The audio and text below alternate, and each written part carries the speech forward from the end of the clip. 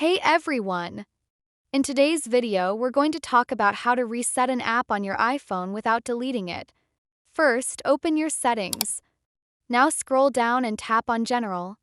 From here, scroll down again and select iPhone Storage.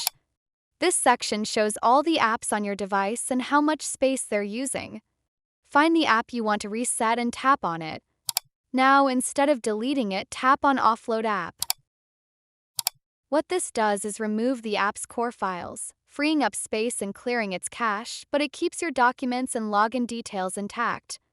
Once the app is offloaded, you'll see an option to reinstall app. Tap that and the app will be reinstalled with a fresh start, but without losing your saved data or login. And that's it. It's not a full reset, but it's a great alternative if you want to fix glitches, free up space, or refresh the app without deleting everything. If this video helped you out, please give it a like, leave a comment, and don't forget to subscribe for more helpful iPhone tips.